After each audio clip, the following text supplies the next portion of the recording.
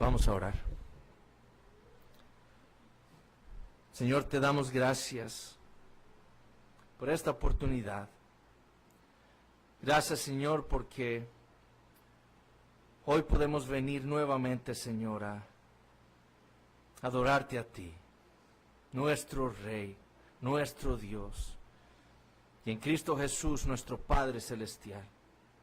Gracias, Señor, por el privilegio que nos das en Cristo Jesús. Y te pedimos por tu Espíritu Santo. Vamos a abrir tu palabra y nos vamos a exponer a ella. Y es necesario, entendiendo lo que somos, que tu Espíritu Santo nos guíe a toda verdad. Oh Señor, auxílianos. Y te pedimos, Señor, para que tu palabra tenga efecto no solo en nuestros corazones, sino que tu Espíritu Santo también la use para salvar a aquellos que están aquí hoy, Señor, que no conocen la salvación. Oh Padre, glorifícate hoy. En el nombre de Jesús lo pedimos. Amén. Podemos tomar asiento. Buscamos en nuestras Biblias Apocalipsis capítulo 1.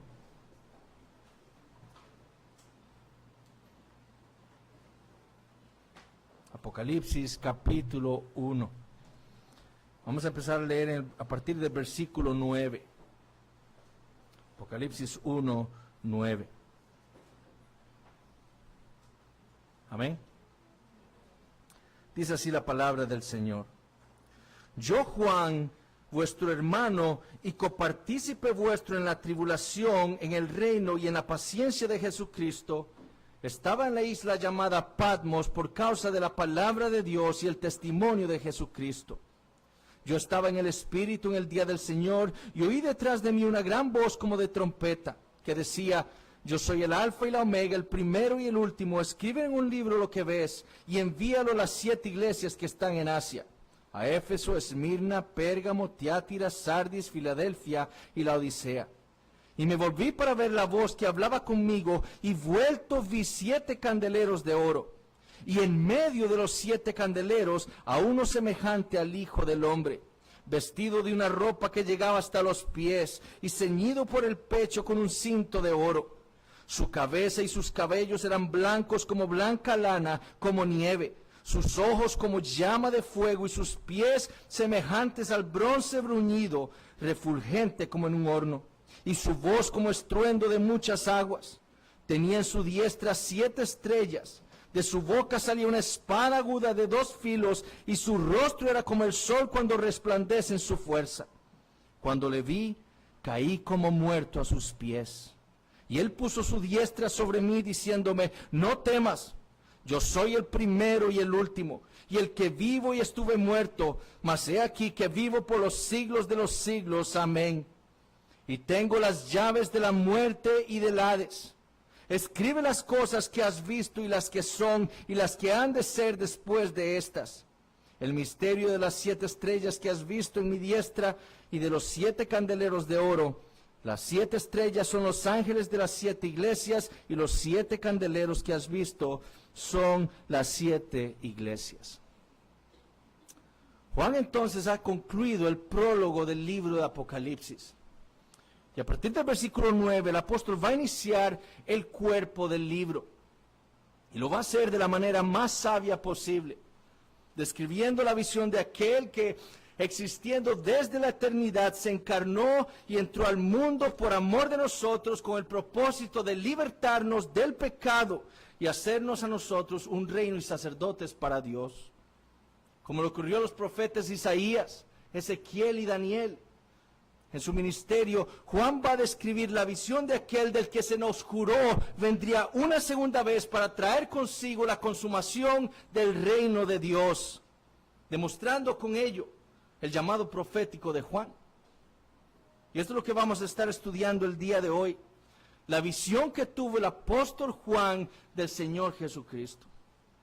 Y como pueden ver en sus bosquejos, el sermón lo voy a estar dividiendo en 3 puntos. Primero vamos a ver el contexto en el que se da la visión. Segundo, vamos a ver la visión que tuvo Juan. Y por último veremos el resultado de esa visión. Y terminaremos con una aplicación para nosotros como iglesia y como cristianos. Entonces veamos primero el contexto de la visión del Señor Jesucristo. Y volvamos a leer los versículos 9 al 11. Yo, Juan, vuestro hermano y copartícipe vuestro en la tribulación, en el reino y en la paciencia de Jesucristo, estaba en la isla llamada Patmos por causa de la palabra de Dios y el testimonio de Jesucristo. Yo estaba en el Espíritu en el día del Señor y oí detrás de mí una gran voz como de trompeta, que decía: yo soy el Alfa y la Omega, el primero y el último. Escribe en un libro lo que ves y envíalo a las 7 iglesias que están en Asia. Y Juan prosigue entonces, o el Señor Jesucristo prosigue a decirle cuáles eran estas 7 iglesias. Juan nos está describiendo aquí, en una forma de narrativa, el contexto en el que sucedió esa visión que él tuvo del Señor Jesucristo. Y lo primero que hizo, como era típico de las epístolas en la antigüedad, fue identificarse. Él era Juan, aquel a quien conocían también todas estas iglesias en Asia Menor, a las cuales les llegó este libro. Aquel que no necesitó ningún otro calificativo para darse a conocer. Él era Juan el apóstol. Pero en lugar de aprovechar Juan en esta oportunidad de exaltarse a sí mismo, mostrar algún grado de superioridad sobre estos miembros de estas iglesias, lo que hizo Juan fue confirmarles que él era su hermano. Y lo hizo, como escribió William Hendrickson, para ganar la confianza de estos hermanos y hacerlos sentir que él estaba parado sobre el mismo terreno que ellos. Él era su hermano en la fe. Ese término hermano era frecuentemente usado en la iglesia primitiva para afirmar esa unidad que existía entre los miembros de la iglesia como la familia de Dios. Un término fundamentado en esa realidad de que Jesucristo es nuestro hermano. Como el Señor le dijo a sus discípulos en los evangelios: no temáis, id, dad las nuevas a mis hermanos, para que vayan a Galilea y allí me verán. Pero Juan también se identifica, no solo como su hermano en la fe, sino también dice, como el que era copartícipe vuestro en la tribulación, en el reino y en la paciencia de Jesucristo. Ese término copartícipe es un término que en el original está formado por la unión de 2 palabras. Sin, que significa estar unido o junto, y koinonia, que significa compañerismo o participación. Y lo que Juan quería que estos hermanos entendieran es que como su hermano en la fe, él no estaba aislado de todo lo que ellos estaban experimentando. A pesar de ser un apóstol del Señor, a pesar de haber sido un instrumento de Dios para registrar su palabra, como el siervo de Dios, él no había sido guardado de lo que era para el Señor Jesucristo la vida cristiana. Lo mismo que estaban pasando ellos en Asia Menor era lo mismo que él estaba experimentando. Esa frase que tenemos en el versículo 9, en el original lee así: y copartícipe vuestro en la tribulación, reino y paciencia. Confirmándonos que todo esto es lo que conforma la vida cristiana en este mundo. ¿Y qué dice Juan que era lo que todos ellos estaban experimentando en este mundo? Primero, la tribulación. Ese término da la idea de aflicción, de opresión. Fue un término ampliamente usado en el Nuevo Testamento para hablar de la persecución que experimentarían los cristianos en el mundo por causa de su fe. Juan no estaba hablando aquí de los problemas que enfrentamos todos en nuestras vidas diarias. Él no está hablando del alto costo de la gasolina, de los altos impuestos gubernamentales o del alto costo de la vida. Juan no está hablando de eso. Tampoco está hablando Juan de esa gran tribulación que mencionó el Señor, de la cual nunca ha habido desde el principio de la creación que Dios creó, como le dijo el Señor en Marcos capítulo 13. Jesús está hablando aquí, como escribió Grant Osborne, del exilio, del encarcelamiento, del ostracismo social, de las calumnias, de la pobreza, de la explotación económica, de la violencia y de la acción judicial que experimentarán los cristianos de parte del mundo por causa de su fe en el Señor Jesucristo. Esa es la tribulación de la que está hablando Juan. Como le dijo el Señor a los suyos en Juan 16. Estas cosas os he hablado para que en mí tengáis paz. En el mundo que tendráis, ¿o qué tendréis? Aflicción, pero confiad, yo he vencido al mundo. O como le dijo el apóstol Pablo en su segunda carta a Timoteo, Y también todos los que quieren vivir piadosamente en Cristo Jesús padecerán persecución. O como le dijo a los creyentes en Listra, en Hechos 14:22, es necesario que a través de muchas tribulaciones entremos en el reino de Dios. Así como lo estaban experimentando algunos de estos hermanos en estas iglesias que estaban siendo perseguidos por el imperio romano por causa de su fe, por el simple hecho de ser cristianos, así mismo lo estaba haciendo el apóstol Juan, como veremos en un momento. Y era lo que él deseaba que ellos tuvieran muy claro. Él participaba con ellos de esa misma tribulación. Pero también Juan desea identificarse como aquel que era copartícipe con ellos del reino. Esta es la otra realidad de la vida cristiana. No solo participamos de la tribulación del mundo, sino también del reino de Dios. No solo somos perseguidos por el mundo, sino que también pertenecemos ya al reino de Dios. Esa es nuestra realidad. Con su muerte, el Señor no solo nos libertó de nuestro pecado, sino que también nos hizo un reino, como vimos en el versículo 6. Esa es nuestra realidad. Y era también la realidad de estos hermanos en Asia Menor. Ellos no debían olvidar eso. Y era lo que Juan quería que ellos recordaran. Como le dijo el apóstol Pablo a la iglesia en Roma. Y si hijos, también herederos. Herederos de Dios y coherederos con Cristo. Si es que padecemos juntamente con Él, para que juntamente con Él seamos glorificados. ¿Notaron el orden? Primero padecimiento y después reino.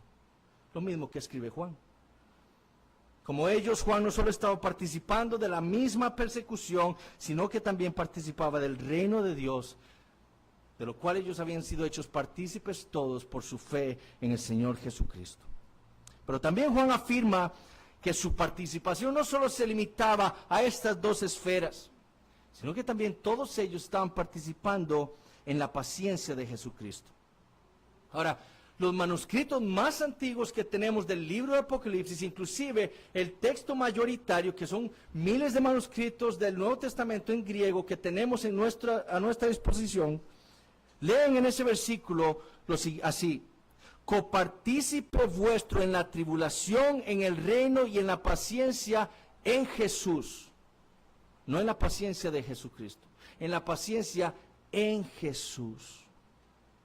Juan estaba hablando de la tribulación, del reino y de la paciencia o de la perseverancia de la que participamos todos los creyentes en Jesús, por nuestra unión espiritual con el Señor Jesucristo. Todo esto es lo que nosotros participamos en esta vida por estar unidos espiritualmente al Señor Jesucristo. La identidad y la unión de los creyentes en todas estas cosas ocurren, ¿por qué? Porque estamos en Cristo Jesús. Eso es lo que Juan quería que estos hermanos entendieran. Ahora, no solo Juan se identifica, sino que también indica el lugar donde ocurrió aquella gloriosa visión. Él dijo, estaba en la isla llamada Patmos. Patmos es una pequeña isla en el mar Egeo, a unos 60 kilómetros al suroeste de la ciudad de Mileto y unos 120 kilómetros de la ciudad de Éfeso. En el primer siglo era una isla fortificada, esto es lo que sabemos. Y en el primer siglo no solo había un gran gimnasio ahí, sino que habían templos para la diosa Artemisa y para el dios Apolos, de los griegos. Y la realidad es que no hay evidencia de que Patmos en el primer siglo haya sido una colonia penal. O sea, un lugar en donde los romanos enviaban ahí a sus enemigos o a los que ellos condenaban por algún delito en el imperio. Eso no hay evidencia para decir eso. Pero sí hay evidencia de que los romanos enviaban ahí a aquellas personas que ellos consideraban problemáticos para el imperio. No con el propósito de castigarlos o para ponerlos a hacer trabajos forzados, sino ¿para qué? Para apartarlos de sus ciudadanos, para que dejaran de causar problemas. Eusebio, por ejemplo, en su historia eclesiástica, afirma que Juan estuvo exiliado ahí en Patmos. Y que no fue hasta que murió el emperador Domiciano y entonces vino el emperador Nerva y eliminó todos los decretos de Domiciano que Juan pudo volver a Éfeso y permanecer ahí hasta su muerte. Ahora, noten también que Juan describe la razón de su exilio. Él dice, por causa de la palabra de Dios y el testimonio de Jesucristo. literalmente el testimonio de Jesús.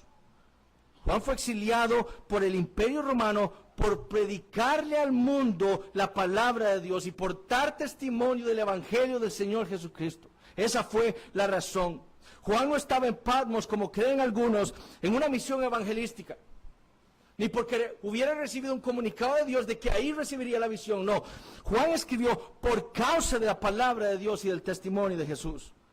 Con esas palabras lo que está afirmando es que la palabra de Dios y el Evangelio fueron, por así decirlo, los culpables de que estuviera ahí. Es lo que Juan está diciendo. Él fue exiliado por los romanos para impedirle que él siguiera predicando el Evangelio en el continente. Como escribió Mounce, aparentemente las autoridades asiáticas habían interpretado su predicación como sediciosa y le removieron del continente en un intento de inhibir el crecimiento de la iglesia primitiva. Ahora, ¿cuándo ocurrió esa visión? Bueno, Juan lo afirma en el versículo 10. Él dice, yo estaba en el Espíritu en el día del Señor. Y Juan nos está refiriendo aquí al día del Señor de manera escatológica, como habla todo el Antiguo Testamento, o algunas porciones del Nuevo Testamento. Ese día del Señor, cuando por ejemplo en el Antiguo Testamento se hablaba que Dios vendría a hacer juicio sobre las naciones, o en el Nuevo Testamento el día del Señor como ese día de juicio con la segunda venida del Señor Jesucristo. No es ese día del Señor el que está hablando Juan. Juan está hablando aquí del día domingo, el primer día de la semana, aquel día en donde se reúnen todos los creyentes para adorar a Dios. Como afirmó Bill, esa frase es clara y consistentemente usada del domingo desde la segunda mitad del siglo I en adelante. Y es interesante que esta es la única vez en todo el Nuevo Testamento en que se usa esa frase para designar el día domingo. En el Nuevo Testamento se hace referencia al primer día de la semana, pero solamente aquí y únicamente aquí se le llama al día del Señor, o al día domingo el día del Señor, perdón. Y como dijimos hace unos años cuando estudiamos Hebreos 4, con esa frase, Kuriake Gemera, que significa día del Señor, Juan estaba diciendo, ese día es el que le pertenece al Señor Jesucristo. Por eso se llama el día del Señor. No es mi día, es el día que le pertenece al Señor. Ahora, ¿cómo se encontraba Juan en aquel día? Bueno, lo dice, en el Espíritu. Juan no está hablando aquí con esa expresión de la manera en la que él se sentía en aquel domingo. Ni estaba hablando del regalo del Espíritu Santo que es común para todos los creyentes. Juan quiere dar a entender con esa frase que él se encontraba como un profeta de Dios, o como dijo Bill, con autoridad profética. Estando él adorando a Dios aquel día de reposo, él fue tomado por el Espíritu Santo e inspirado por él para poder cumplir con la comisión que estaba a punto de recibir. Así como ocurrió con el profeta Ezequiel en el Antiguo Testamento, cuando el Señor le habló y él dijo lo siguiente: entró el Espíritu en mí y me afirmó sobre mis pies y oí al que me hablaba. Juan se estaba poniendo en la misma línea profética del Antiguo Testamento y lo estaba afirmando, describiendo cómo se encontraba aquel día en la isla de Patmos, en el Espíritu. Juan lo que le estaba diciendo a estos hermanos es que lo que les escribí y les envié, lo hice como un profeta de Dios. Esto que está llegando a sus manos viene de parte de mí como un profeta de Dios, en el Espíritu. Él fue tomado y controlado por el Espíritu Santo de la misma manera que lo habían sido los apóstoles y los profetas de la antigüedad. Y lo hizo, ¿para qué? Para que Juan registrara su palabra fielmente y pudiera enviarla a estas 7 iglesias en Asia Menor. Ahora, en el contexto de la visión, ¿qué fue lo que ocurrió aquel día? Juan lo describe al final del versículo 10 y en el versículo 11. Y oí detrás de mí una gran voz como de trompeta que decía: yo soy el alfa y la omega, el primero y el último. Escribe en un libro lo que ves y envíalo a las 7 iglesias que están en Asia: a Éfeso, Esmirna, Pérgamo, Tiatira, Sardis, Filadelfia y la Odisea. Lo que ocurrió aquel domingo fue la comisión que le dio el Señor Jesucristo al apóstol Juan para escribir el libro de Apocalipsis y enviarlo específicamente a esas 7 iglesias en Asia Menor. Y Juan dice que el Señor le dio esa comisión, dice, con una gran voz como de trompeta. Es decir, de la misma manera en la que Dios le había hablado a Moisés en Éxodo 3, en Éxodo 19, con voz tronante, dice Éxodo 19, el Señor Jesucristo comisionó aquel día al apóstol Juan, de la misma manera, con una gran voz. Ahora, ¿cuál fue la comisión? Bueno, escribir el libro, literalmente escribir en un rollo todo lo que el Señor Jesucristo le iba a dar a ver a él. Ese fue el mandamiento que recibió Juan. Ahora, esa frase que tenemos al principio del versículo 11, yo soy el alfa y el omega, el primero y el último, esa frase no se encuentra en los manuscritos más antiguos que nosotros tenemos del Nuevo Testamento, del libro de Apocalipsis. No se encuentra tampoco en el texto mayoritario. Esa frase la tenemos aquí porque nuestra versión de las Escrituras está basada en lo que llamamos el texto recibido, que es un manojo de manuscritos del Nuevo Testamento en griego, que toman el libro de Apocalipsis de un comentario de un hombre llamado Andreas, un monje del siglo VII. Y él incluye las palabras de Apocalipsis 22:13 y las incluye aquí, en su comentario. Y el texto recibido las toma y las pone aquí. Pero en los manuscritos más antiguos no lo tenemos. Ahora, esa frase se dice en Apocalipsis 22:13 del Señor Jesucristo. Eso es lo que Él es. Eso fue lo que Él dijo a Juan. Pero no se encuentran en el versículo 11 aquí. Pero sí están en el libro de Apocalipsis. Entonces, el contexto de la visión nos responde el quién, Juan, el dónde, en Patmos, el por qué, por predicar la palabra de Dios, el cuándo, en el día del Señor, el cómo, en el Espíritu, y el qué, la comisión. Eso es lo que estamos a punto de estudiar. La visión del Señor Jesucristo. ¿Cuál fue esa visión que tuvo el apóstol Juan del Señor? Versículos 12 al 16. Y me volví para ver la voz que hablaba conmigo, y vuelto vi 7 candeleros de oro, y en medio de los 7 candeleros a uno semejante al Hijo del Hombre, vestido de una ropa que llegaba hasta los pies, y ceñido por el pecho con un cinto de oro. Su cabeza y sus cabellos eran blancos como blanca lana, como nieve, sus ojos como llama de fuego, y sus pies semejantes al bronce bruñido, refulgente como en un horno, y su voz como estruendo de muchas aguas. Tenía en su diestra 7 estrellas, de su boca salía una espada aguda de 2 filos, y su rostro era como el sol cuando resplandece en su fuerza. Estas palabras nos describen a nosotros la grandeza de la visión que tuvo el apóstol Juan aquel domingo.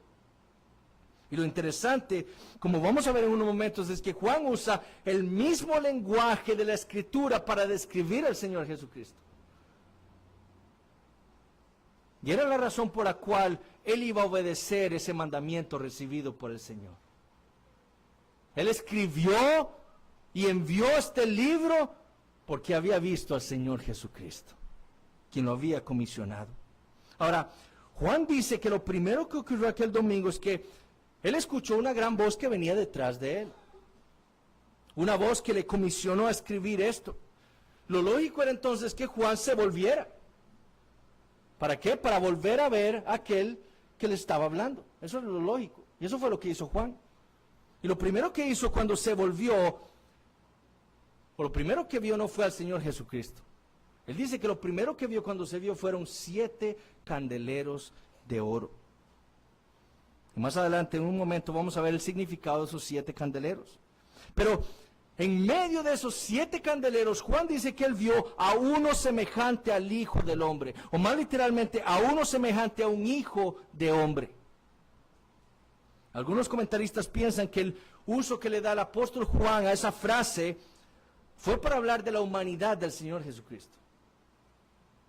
Sin embargo, debemos entender que Juan está usando literalmente las palabras de Daniel en Daniel 7:13. Eso es lo que está haciendo Juan. Aquel que vino hasta el anciano de días en Daniel 7:13, que vino con las nubes como un hijo de hombre al que vio Daniel, de ese es el que está hablando el apóstol Juan. Y Juan usó esa frase entonces, referenciando a Daniel 7:13, no para hablar de la humanidad del Señor Jesucristo, sino para hablar de su deidad. Con esa frase Juan estaba apelando a la memoria de estos hermanos en estas iglesias para que recordaran lo que el profeta Daniel había visto y lo que él había escrito en el capítulo 7. Para que recordaran a aquel a quien Daniel había visto como un hijo de hombre y quien recibió dominio, gloria y reino para todos los pueblos, naciones y lenguas le sirvieran. Aquel cuyo dominio es dominio eterno, aquel cuyo reino no será destruido. A ese vio Daniel, a quien describió él como un hijo de hombre. Y de ese está hablando Juan. Él está hablando de su deidad. A este que está viendo es a Dios mismo. Que Juan estaba diciendo es como dice Derek Thomas, que esa frase la está usando Juan, el Hijo del Hombre, para reflejar la majestad trascendente de Jesús. Ahora, Juan procede a mostrar no cómo es Jesús físicamente.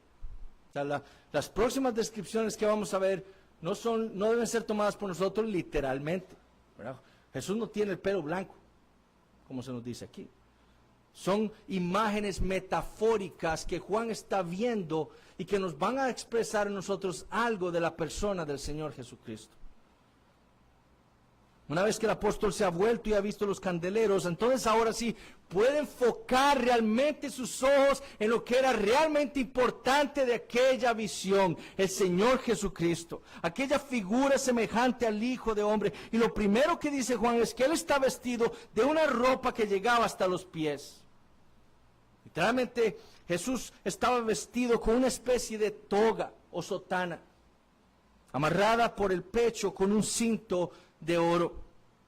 Algunos comentaristas piensan que Juan está viendo a Jesús aquí vestido en ropas sacerdotales. Esas ropas, como se habla en Éxodo, en Levítico, que usaban Aarón y sus hijos. Y creen esto porque el término que usa Juan aquí es también usado en la versión o en la traducción griega del Antiguo Testamento en 7 ocasiones en el Antiguo Testamento. Y en todas menos en unas habla de esas ropas sacerdotales, ese término. Sin embargo, como han argumentado muchos otros académicos, lo más probable es que estas ropas largas con las que Juan está viendo al Señor Jesucristo con un cinto de oro estuvieran significando más bien la dignidad del Señor Jesucristo. Las togas o las sotanas no eran usadas únicamente por los sacerdotes. Los reyes y los jueces de la tierra usaban también togas y sotanas. Eran las ropas de ellos. Y probablemente Juan está usando ese término, esa visión, le está mostrando a Juan aquella visión del varón de Daniel en capítulo 10. Aquel hombre que vino a Daniel y le mostró aquella visión y aquel juicio que él traería sobre el príncipe de Persia. Ese varón, dijo Daniel en Daniel capítulo 10, lo vio vestido de lino y ceñidos o amarrados sus lomos de oro de Ufaz. Y así le dijo aquel varón a Daniel que él pelearía contra el príncipe de Persia y lo derrotaría. Entonces, con esta descripción, Juan desea mostrarnos la majestad y la dignidad del Señor Jesucristo. Lo segundo que vio Juan fue su cabeza, es decir, sus cabellos.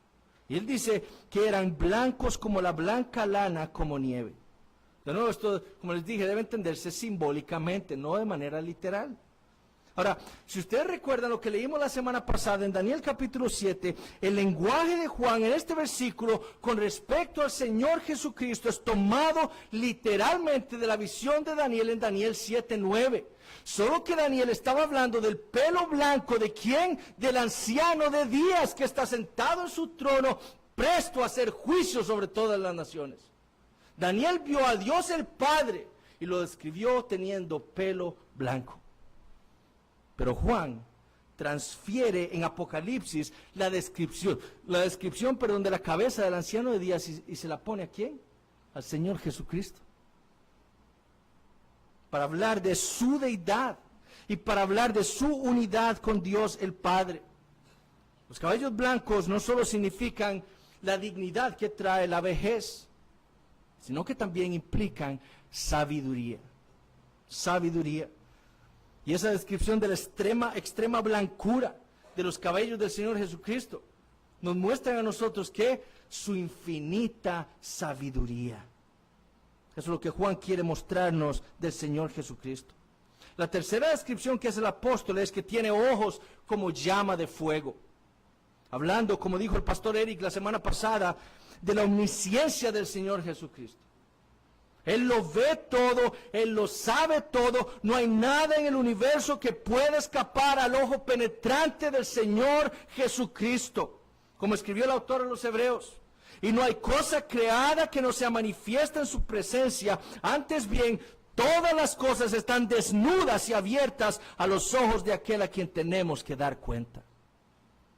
Juan describe aquí al Señor Jesucristo como aquel a quien nadie puede engañar.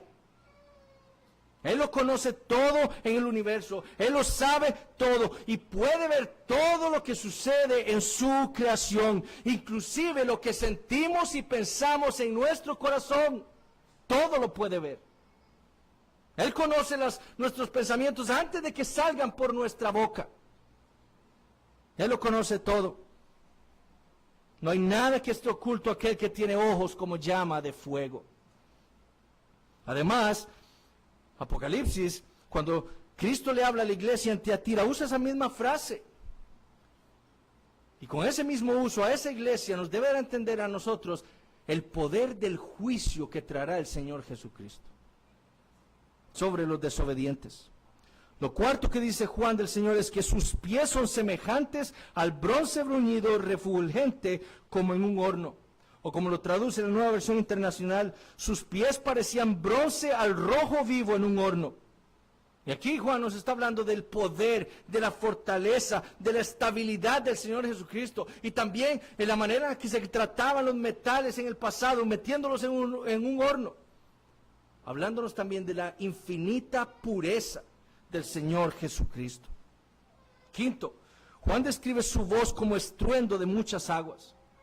Y así como lo hizo Juan con Daniel, refiriéndose, todo lo que Daniel vio del anciano de días, refiriéndolo a Jesús, Juan aquí toma las palabras del profeta Ezequiel. En Ezequiel 1:24 leemos lo siguiente acerca de Jehová. Y oí el sonido de sus alas cuando andaban, como sonido de muchas aguas, como la voz del Omnipotente. Lo mismo. O como leemos en Ezequiel 43:2, y he aquí la gloria del Dios de Israel que venía del oriente, y su sonido era como el sonido de muchas aguas, y la tierra resplandecía a causa de su gloria. Juan está diciendo que aquella voz que habló como estruendo de muchas aguas en el Antiguo Testamento es la voz del Señor Jesucristo.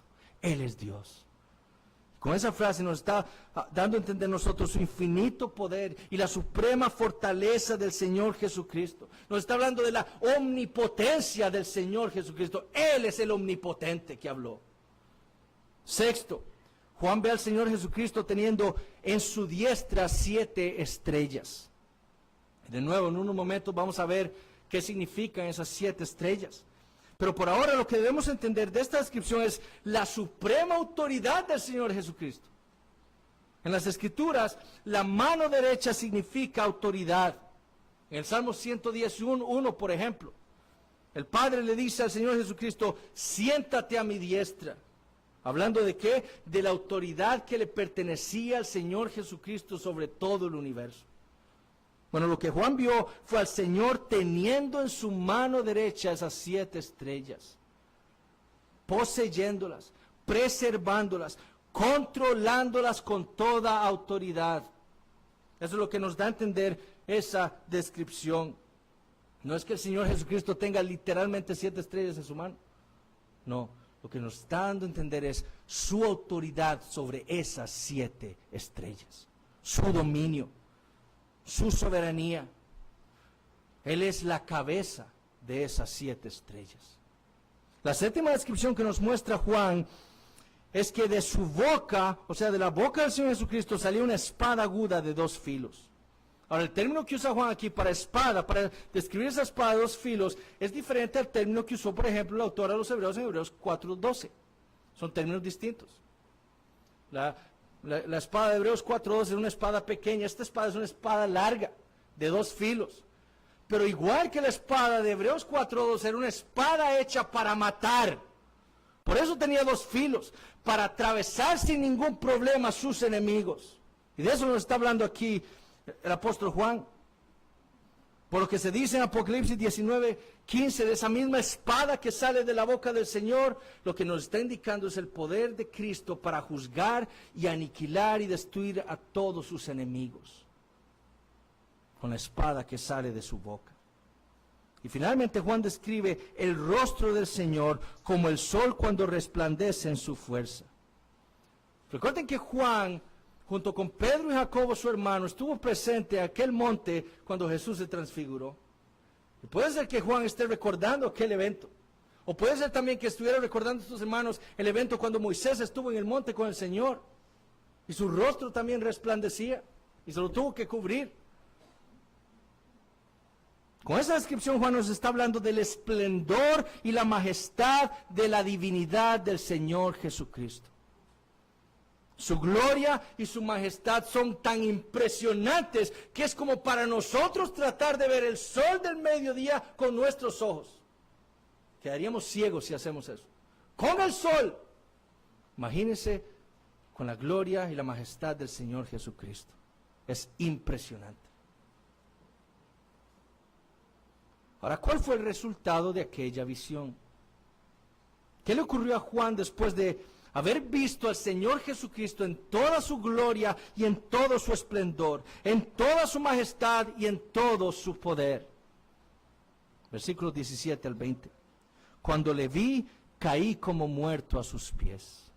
Y él puso su diestra sobre mí, diciéndome: no temas, yo soy el primero y el último, y el que vivo y estuve muerto. Mas he aquí que vivo por los siglos de los siglos. Amén. Y tengo las llaves de la muerte y del Hades. Escribe las cosas que has visto y las que son y las que han de ser después de estas. El misterio de las 7 estrellas que has visto en mi diestra y de los 7 candeleros de oro. Las 7 estrellas son los ángeles de las 7 iglesias, y los 7 candeleros que has visto son las 7 iglesias. ¿Qué le ocurrió a Juan después de presenciar al Señor Jesucristo? Se aterrorizó. La misma reacción que tuvo Josué cuando estuvo delante del Señor Jesucristo preencarnado en Josué capítulo 5, quien vino a él como el príncipe del ejército de Jehová. La misma reacción que tuvo el profeta Isaías cuando fue llevado en el Espíritu delante del trono de Dios y vio sentado al Señor Jesucristo en toda su gloria. La misma reacción que tuvo el profeta Ezequiel cuando vio en una visión a uno que parecía un hombre sentado sobre un trono cuya apariencia era como bronce refulgente. La misma reacción que tuvo Daniel cuando vio a aquel varón en el capítulo 8. La misma reacción que tuvieron Pedro, Jacobo y Juan cuando vieron al Señor Jesucristo transfigurado. Y la misma reacción que tuvieron Pablo y los que lo acompañaban a él camino a Damasco cuando el Señor Jesucristo les apareció a ellos, fue la misma reacción que tuvo el apóstol Juan cuando vio al Señor Jesucristo. Se aterrorizó y cayó al piso. Cayó, dice, como muerto, postrado a los pies del Señor. Esa es la reacción adecuada del pecador cuando está delante de la presencia de Dios, y fue la reacción que tuvo Juan. Como escribió Charles Spurgeon, las mentes más espirituales y santificadas, cuando perciben completamente la majestad y santidad de Dios, son tan conscientes de su gran desproporción entre ellos y el Señor, que son humillados y llenos de asombro y hasta con terror y alarma. Sin embargo, lo que vemos en estos versículos es algo impresionante. Porque a pesar de que Juan está postrado a los pies del Señor, aterrorizado, sabiendo que eres un pecador delante del majestuoso Dios del universo, el Señor Jesucristo lo que hace es afirmarlo y consolarlo. Y lo hace poniendo primero su mano derecha sobre Juan. En la Biblia poner la mano derecha sobre otra persona indica bendición o darle poder. La misma mano que controla y domina esas 7 estrellas fueron las que tocaron al apóstol Juan. Cuando los discípulos vieron al Señor transfigurado en Mateo 17, la Biblia dice que ellos se aterrorizaron. ¿Pero qué hizo el Señor? Mateo 17:7, los tocó para calmarlos. Eso fue lo mismo que hizo el Señor aquel domingo con Juan. Como escribió William Hendrickson, el Hijo del Hombre tiernamente pone su mano derecha sobre Juan, una expresión de amor y para impartirle poder para que la complexión caída y exhausta del apóstol reviva y se levante. Pero también con el propósito de calmarlo y consolarlo. Y también para consolarlo y para afirmarlo, el Señor Jesús no solo lo toca, sino que le habla. ¿Y qué fue lo que le dijo? Bueno, primero le dijo, no temas. Las mismas palabras que les dijo el Señor a sus discípulos cuando vino a ellos caminando sobre el mar. No temáis, soy yo soy. Fueron las mismas palabras que escuchó Juan de la boca del Señor. Palabras de consuelo y seguridad. No vengo a hacerte daño, no temas. ¿Y por qué no debía temer? Bueno, porque Él es el primero y el último. Las mismas palabras que escuchó el profeta Isaías de parte de Jehová para su pueblo Israel. Yo soy el primero y el postrero, y fuera de mí no hay Dios. Son las mismas palabras que el Señor Jesucristo usó para consolar al apóstol Juan aquel día. Yo soy el primero y el último. Yo soy Dios, el soberano del universo. Además le dijo, el que vivo y estuve muerto, mas he aquí que vivo por los siglos de los siglos. En el Salmo 42:12 dice de Dios que Él es el Dios vivo. Él está vivo. Bueno, ciertamente el Señor Jesucristo murió en la cruz del Calvario aquel día, aquel viernes. Pero lo hizo como el Dios hombre para salvar a su pueblo por causa de sus pecados. Pero el tercer día Él mismo tomó su propia vida y resucitó y ahora vive por los siglos de los siglos, eternamente. Ese es el Señor Jesucristo.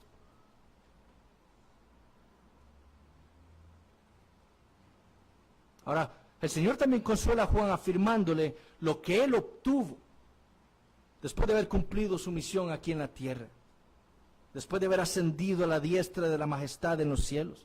Él le dijo, y tengo las llaves de la muerte y del Hades. Quien estaba parado ahí frente a Juan, el que le estaba hablando, quien estaba comisionando, quien había tocado con su mano derecha, no era otro más que aquel que tiene toda autoridad sobre la vida y la muerte. Poseer las llaves significa tener autoridad. Los pastores, los diáconos, algunos miembros de esta iglesia tienen llaves del edificio porque la iglesia les ha dado a ellos cierta autoridad del edificio.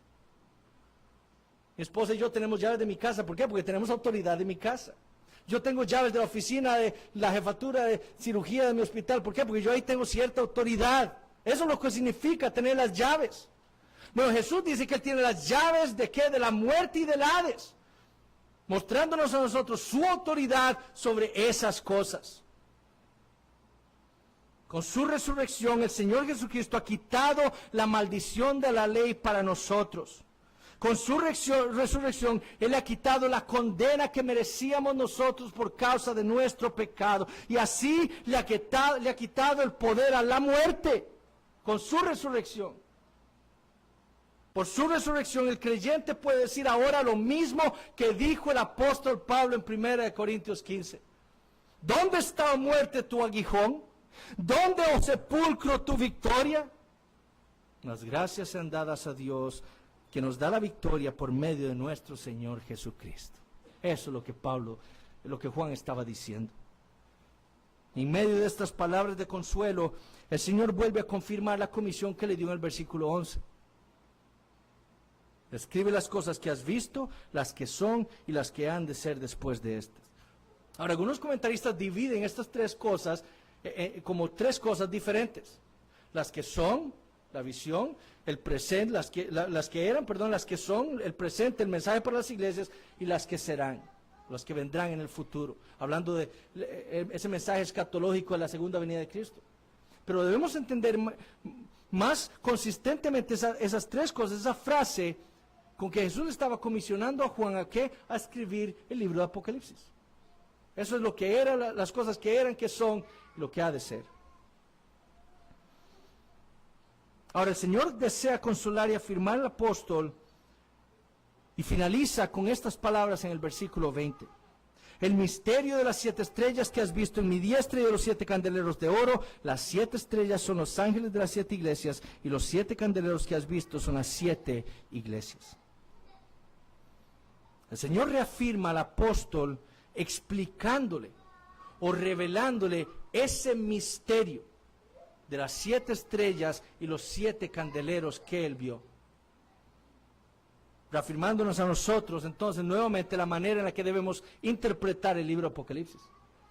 Jesús mismo le está diciendo, ¿cómo debes interpretar el libro de Apocalipsis? Estas visiones, simbólicamente, no literalmente. ¿Y qué le dijo el Señor a Juan que eran estas 7 estrellas?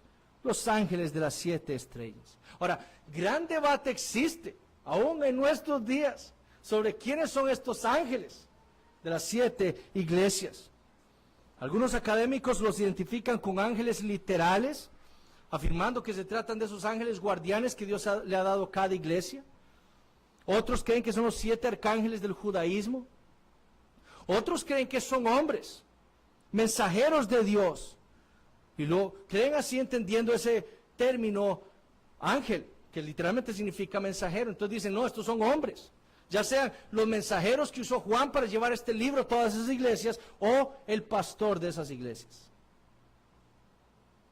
Sin embargo, debemos tener en cuenta lo siguiente. Primero, Apocalipsis menciona la palabra ángel en más de 60 ocasiones y en todas para describir seres celestiales, no hombres. Entonces, si queremos ser consistentes con la interpretación de Apocalipsis, deberíamos ser consistentes con el uso de esa palabra en el libro. Entonces no pueden ser hombres. Segundo, en el versículo 4 leemos lo siguiente. Apocalipsis 1:4. Juan a las 7 iglesias que están en Asia. Es decir, el libro está dirigido ¿a quiénes? A las 7 iglesias. Pero cuando leemos los capítulos 2 y 3, leemos en ellas cosas como esta. Escribe al ángel de la iglesia en Éfeso. Pero Juan está escribiendo a las iglesias. Ahora es el ángel de la iglesia en Éfeso. O escribe al ángel de la iglesia en Esmirna, o al ángel de la iglesia en Pérgamo, etc. ¿A quién fue dirigida entonces esta carta? ¿A las iglesias o a los ángeles de estas iglesias? Tercero, si el mensaje fuera para ángeles literales, entonces ¿por qué el Señor le va a reclamar un pecado al ángel de la iglesia en Éfeso, de haber dejado su primer amor? ¿Cómo? Porque eso es lo que el Señor Jesucristo le reclama al ángel de la iglesia en Éfeso. Has dejado tu primer amor. Si es un ángel que está en el cielo, ¿cómo le va a reclamar Dios de un pecado o de una falta? Además, si el Señor se estuviera refiriendo al pastor de cada una de esas iglesias, deberíamos pensar entonces que en estas iglesias había solamente un pastor en cada una de esas iglesias. Porque nosotros sabemos en Hechos que Pablo mandó a llamar a los pastores, a los ancianos de la iglesia en Éfeso, para darles aquella exhortación en Hechos 17. Y sabemos en Hechos que lo que hacía el apóstol Pablo, por ejemplo, es establecer ancianos en las iglesias. Entonces, ¿debemos entender que había solo un pastor en todas estas iglesias? ¿O que había una pluralidad de ancianos? Entonces, esas cosas nos dan a entender.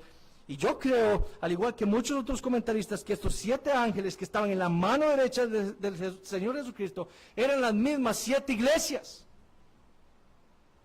Como escribió Dennis Johnson, técnicamente el ángel de cada iglesia no es literalmente un ángel. Esto es un ser espiritual distinto encargado del bienestar de la iglesia, sino el ángel es la iglesia, pero vista desde la perspectiva del control de Cristo sobre sus iglesias.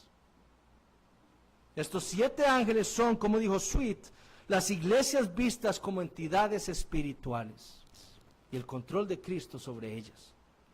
Es por eso que Juan puede decir, Juan a las 7 iglesias que están en Asia, y también escribe al ángel de la iglesia en Éfeso, porque se tratan de la misma cosa. Como escribió James Ramsey, ese término ángel en Apocalipsis 1 es un término general designando la función gobernante de la iglesia en ella depositada. justo como el candelero denota a la iglesia en su función de proveer luz. Y esto debió proveerle consuelo a Juan. En medio de su asombro, lo que el Señor estaba diciendo a él era: ¿sabes tú quién está en control de estas 7 iglesias? ¿Sabes tú quién está en control de todas las iglesias en el mundo? Yo.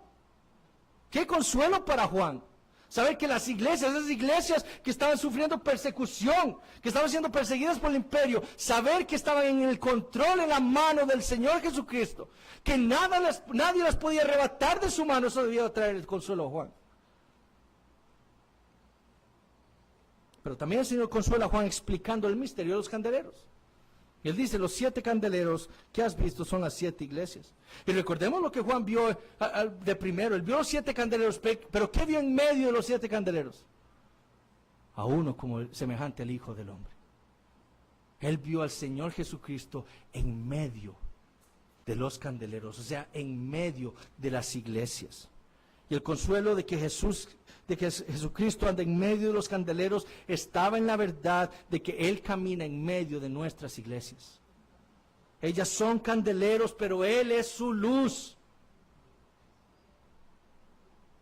Él está en medio nuestro, protegiéndonos, cuidándonos, disciplinándonos, guiándonos y hablándonos por medio de su palabra. Él está en medio nuestro. Qué consuelo para el apóstol Juan. El resultado entonces de la visión era uno de asombro y de temor, pero también uno de consuelo y fortaleza para el apóstol Juan y para estas iglesias. Ahora, la pregunta que debemos hacernos es la misma que nos hacemos al final de cada exposición. ¿Cómo podemos aplicar estas verdades a nuestra vida como iglesia local y como cristianos? Lo que yo deseo que veamos el día de hoy es una nada más. Nuestra necesidad de entender quién es el Señor Jesucristo. Muchísimos cristianos en nuestro país ven al Señor Jesucristo únicamente en términos amigables, por así decirlo. Lo ven como su amigo, con quien tienen casi un romance. Hablan de Él como que si no poseyera ningún otro atributo más que el amor.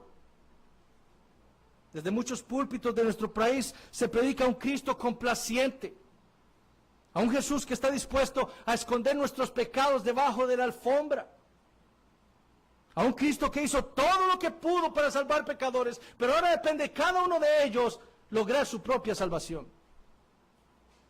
Desde la Edad Media, en el Renacimiento, los artistas pintan al Señor Jesucristo mostrándolo como una figura totalmente afeminada, de cabellos largos y brillantes, de manos delicadas como la de una mujer, de ojos azules, de piel blanca y tersa. Así es como pintan al Señor Jesucristo. Sobra decir que ese no fue el Señor Jesucristo que vio Juan aquel día domingo. Y si hay algo que todo cristiano debe tener claro es quién es el Señor Jesucristo. El mismo Señor Jesucristo quiso que sus discípulos entendieran eso. Sabiendo de todas las ideas que tenía el mundo acerca de Él, Él le preguntó esto a sus discípulos: ¿y vosotros quién decís que soy yo? Porque era sumamente importante que ellos entendieran quién era Él. Entonces esa es una de las preguntas más importantes para nuestras vidas. Sinclair Ferguson escribió un libro llamado Solo en Cristo, y creo que tenemos algunos ejemplares en nuestra librería, creo. Pero en el capítulo 2, Ferguson habla de la triste realidad que vemos en las iglesias de nuestros días. El autor critica el hecho de que nosotros hemos convertido al Señor Jesucristo en una especie de Santa Claus. Nuestra cristología es tan débil, dijo él, que hemos manufacturado un Jesús quien es un reflejo de Santa Claus. Él se ha convertido en Santa Cristo. Y Ferguson habla del Jesús pelagiano de muchos cristianos e iglesias. Ese Jesús que simplemente pregunta si hemos sido buenas personas, porque Él sabe que eso es lo que somos por naturaleza. Ese Jesús pelagiano. Lo que desea saber es si fuimos lo suficientemente buenos este año. O del Jesús semipelagiano, dice Ferguson. Una versión más sofisticada de Jesús, quien como San Nicolás les trae regalos a aquellos quienes han hecho su mejor esfuerzo en su vida. Usted ha hecho su mejor esfuerzo en esta vida, entre al cielo. O el Jesús místico, aquel que se complace al saber de lo bien que nos sentimos cuando pensamos acerca de Él. No importa si lo que estamos pensando no es ni histórico ni bíblico, pero estamos pensando en nuestra concepción de Jesús. Ese es el Jesús místico.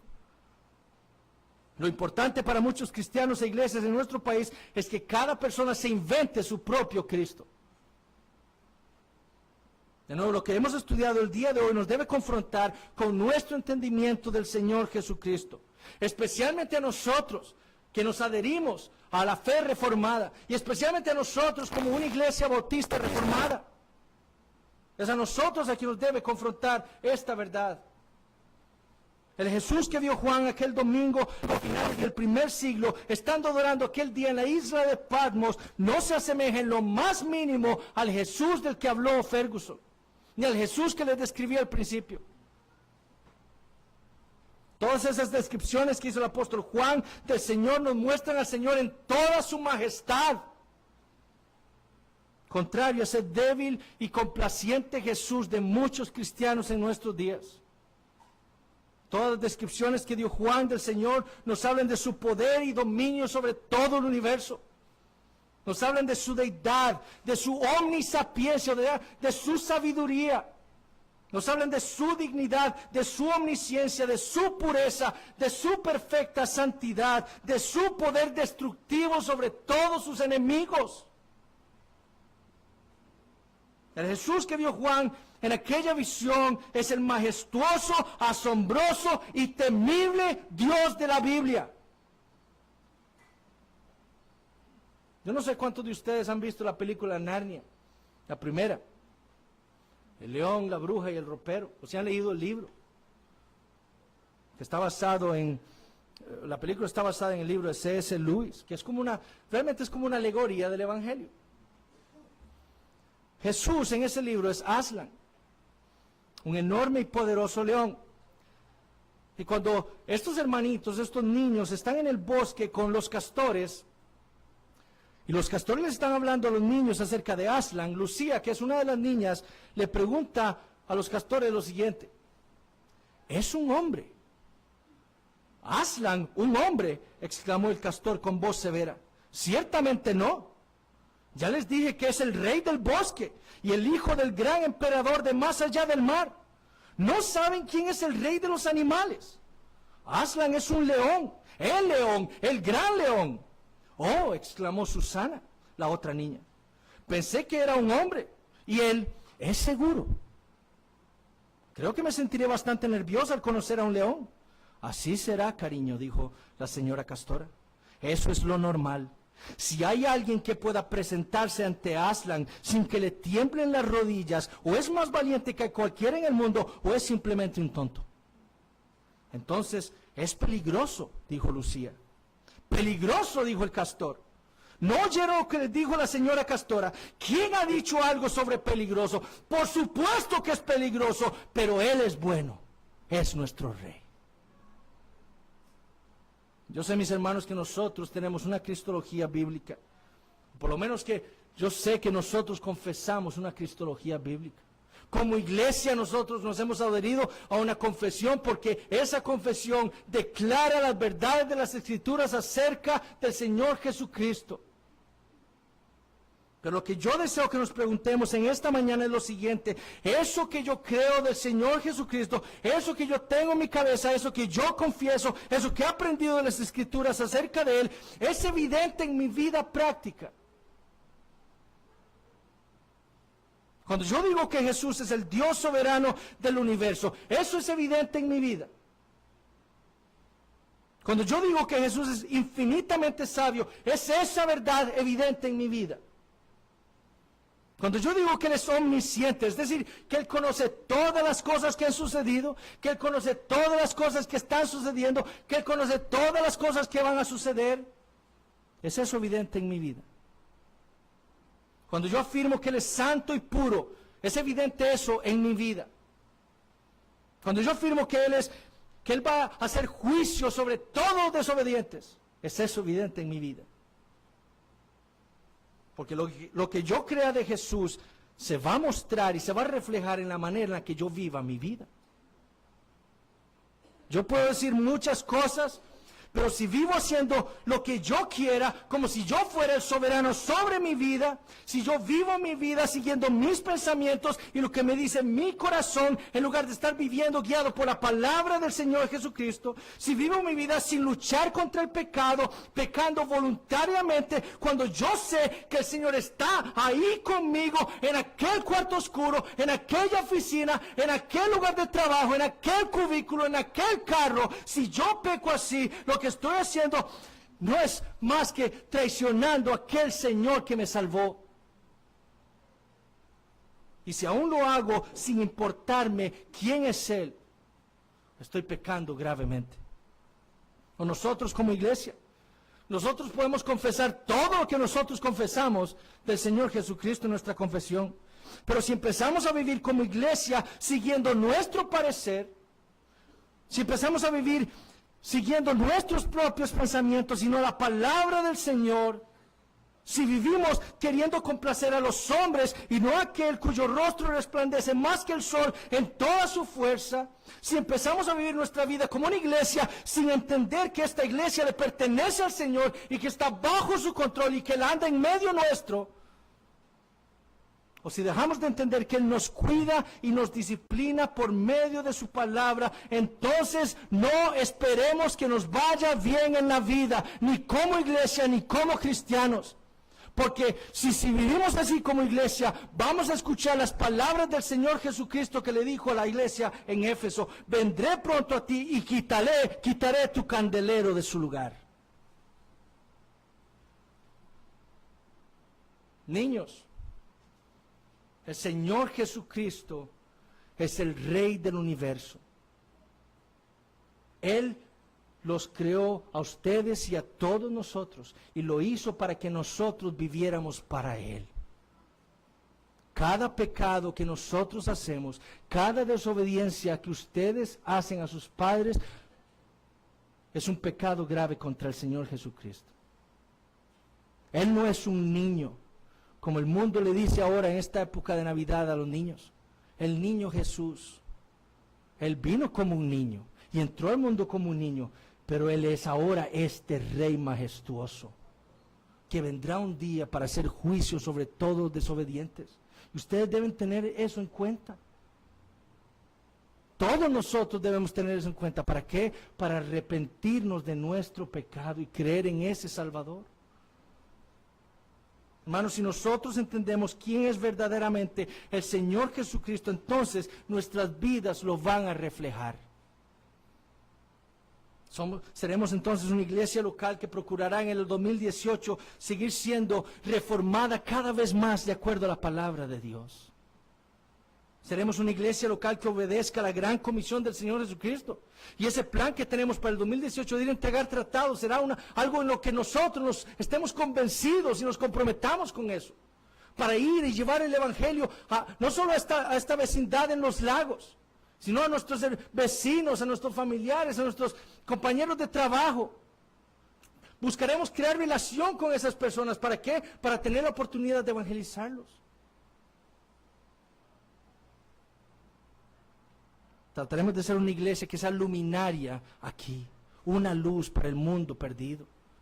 No solo con buenas obras para los que estamos aquí, sino también para los de afuera, ayudándoles, viendo qué necesidad tienen ellos también de nosotros. Si entendemos quién es el Señor Jesucristo, el día del Señor será un día especialmente reservado para venir y congregarnos como iglesia, para adorar al Señor Jesucristo, para adorar a su Padre, para adorar al Espíritu Santo. Para algunos de nosotros el año 2017 no fue bueno, como tampoco lo fue aquel tiempo para Juan y para estos hermanos en estas iglesias.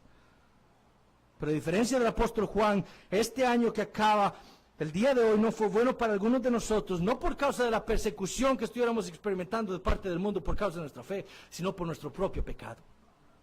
Por eso fue un año malo. Por no vivir con vidas consistentes con respecto a lo que nosotros creemos y confesamos del Señor Jesucristo. Algunos de nosotros sufrimos en este año, pero por causa de nuestra desobediencia al Señor. Porque a pesar de que le llamamos Señor, Él no fue el Señor completamente de nuestras vidas.